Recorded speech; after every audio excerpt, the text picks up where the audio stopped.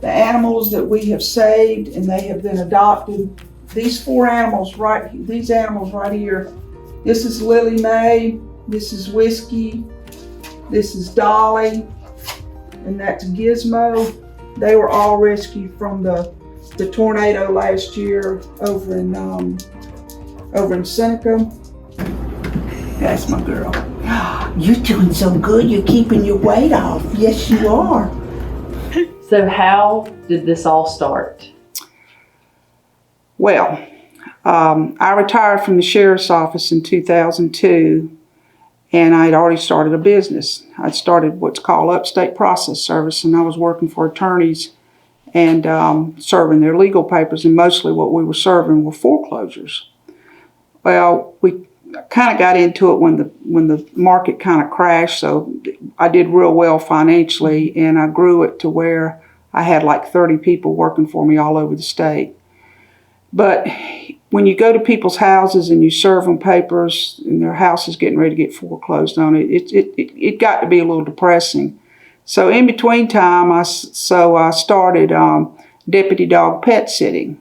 And I've always liked animals, and when I was with the sheriff's office, I would see an animal on the side of the road that was hurt or something, and I'd just bring it home with me. And so in 2017, I decided to close down Upstate Process Service. I'd made a lot of money, and I'd invested it and everything like that, so I was pretty financially secure. So I got this idea that I wanted to go out to the shelter and volunteer. Now, understand, I worked in Pickens County and I knew the shelter was out there, but I never had, been out there much. So I asked them, I said, what do y'all need? And they said, well, we could use some of those Coranda beds. Well, I didn't know what a Coranda bed was. And there's those beds that are raised up off the floor. And I said, okay. So one of our board members, who is Paula Brownell, I called her and I said, Paula, I said, we need about 23 beds for the shelter up here. And so we didn't know how to do a fundraiser or anything, but I just contacted my friends, and so we got 23 beds. So I would ask people, well, what is our biggest need? And they said spay and neuter.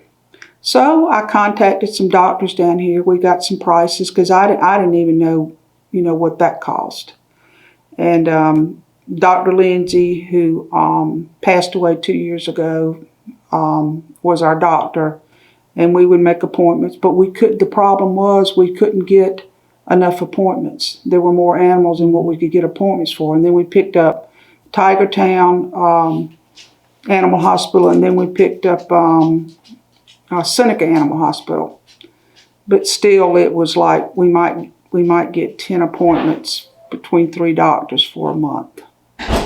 So the county started talking to me, and actually the county approached me and said, if we can find you a building, would you open up a spay neuter clinic? So I said, okay.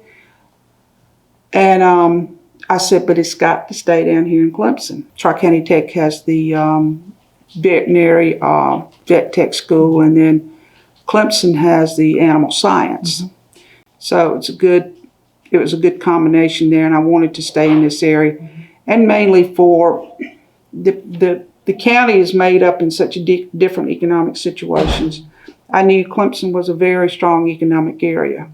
They found this building, and it used to be the old magistrate's office. Well, when they told me, I said, oh, yeah, I'd love that, because I used to go in there all the time when I was a police officer. So that's what we did.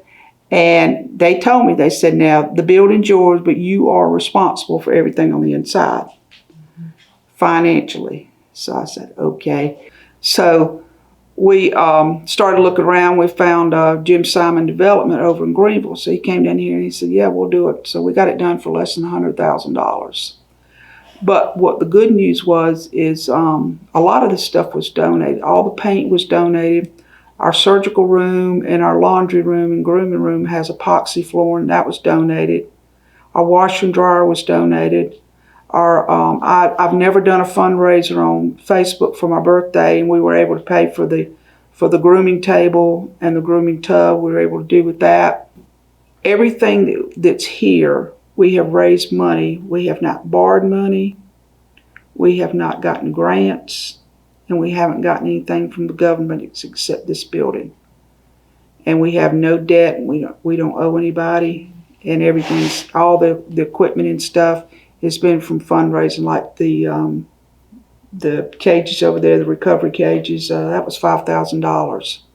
So then we got phase one, which we just completed a couple of months ago with the renovation. So phase two was moving in the medical equipment. Well, that was quite a shock to me how much stuff cost. But we were able to, with Dr. Kim Sanders down in Anderson with Paws, helped us, said this is what you need to start off with. You don't need to get too far ahead of yourself. So that's what we did. We had another rescue that's been around since 1987. I don't know if you ever heard of them. It's Concerned Citizens for Animals. Because they came to me, and I know the board members personally, so we met here, and he said, we want to help you. We believe in what you're doing, but we want to contribute to it. And of course, we love partnerships. We love them. With the exception of the table, they donated the anesthesia machine, the oxygen system, the autoclave over there. Our mission is to lower the population, and so animals can get adopted and not die in shelters or die from starvation and things like that. And so spay and neuter is the way to go. But our biggest need, is getting a vet tech, and they will be paid. They won't, we'll have paid staff. But as far as the people that come here and volunteer to assist with the animals and help with things like that, nobody's going to get paid. And I've made it really clear about that we want to run it by volunteers. So that's how we can keep our costs down versus a vet. Are we competing against vets? Absolutely not. Because if I was competing against the vets, I would pay myself. But we're not. We don't care what your economic status is or anything like that. As long as that animal can no longer reproduce is what our goal is. The only thing else that we will offer will be vaccines. And, they have that, I think that mobile vaccine that sets up in different places, and which is a great thing. But if we could get this here where people could come in and get their vaccines and everything like that, we'll offer that too. Now, what the future goal is to go bigger. Go bigger, and we would definitely like to build. So that's what our goal is, but we'll need land. Let's say that you you want to get the low-cost spay neuter, and you came to us. This is what we offer you. We'll say, we'll spay neuter your dog. They usually charge a little bit more since we're outsourcing it right now because it's a female, or if they're in heat, or if they weigh over 50 pounds. But you can get a dog microchip, rabies, spayed and neutered for $85. And what we're encouraging too is we're going to offer some package deals where you can get the rest of your vaccines. So that means you don't have to come back to the vet, for the rest of the year. We're going to try to encourage that, to keep it at a lower cost and offer us a full package deal, which we think would be better. And it would, like your parvo and your lepto and your bordetella, distemper. I'll be a vet before it's all over with. So that's what we're trying to achieve. And we are not going to charge anybody any different if they're from Oconee, Anderson, or Greenville. We're not going to do that county line thing. You're going to pay more if you're from another county. But you've really got to have a heart to do this. And I love what I'm doing. I have days that I think I question myself, but I love it. I love it. If people want to get involved, they can go to our website, ClemsonPawPartners.org. We're also on Facebook, Clemson Paw Partners. We can take donations online.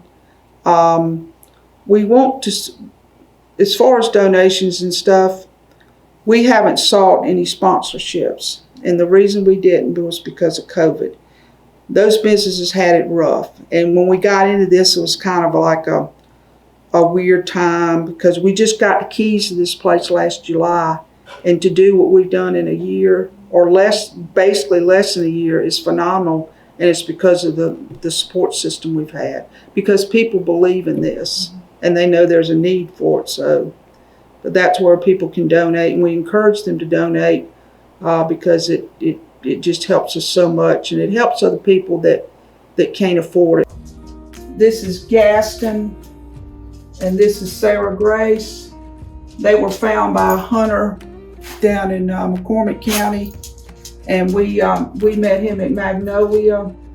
But this one had no body temperature. Gaston had no body temperature, but she's living a great life. This will be what's called the prep and recovery room. We still have some more things to add in here, but we've got these recovery cages in.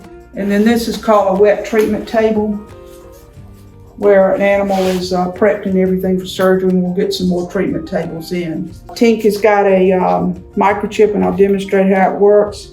So you just run it over them like that, and a number pops up. So if she's out lost or anything like that.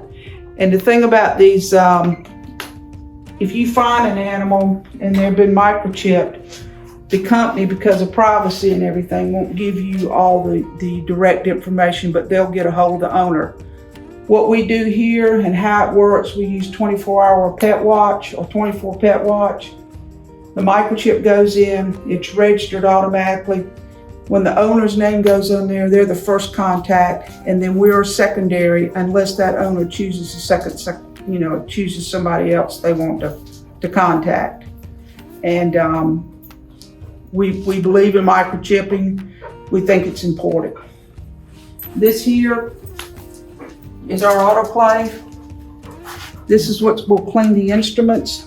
This is valued here at $4,000. And we want to thank Concerned Citizens for Animals for donating this to us. This is our surgical room. This equipment here was donated by Concerned Citizens for Animals. This equipment here, the surgical table, was donated by a private citizen. And of course, we raise money. This light here, it's a LED light, and it's valued at about $3,000. This table here, which we found out that shipping is very costly, but we have a window here that separates, like if the doctor needs anything, and get the attention of the Tink. You're not gonna get it up. Sorry for the background, but that's Tink chewing on her bone. Sorry about that. This is Oz. Oz is the office cat. This wood right here, this wood used to be in the courtroom. This is where the judge sat up. Reno Wilson is like our handy-go guy. He took this wood home and refurbished it, and this is what's going to be part of our office in here. But we've tried to utilize everything that we've had left over, to save money. But he did this, so we are very pleased with this. Oz was named after Dr. Osmond from Easley Animal Hospital. He was found in an apartment complex. He had an injured tail. Show him your tail, Ollie. You only got part of the tail. Loves looking out this window. This tree stand was donated by Shauna Madden. She's one of our followers and stuff. So we work with a lot of good people, but he loves this tree stand.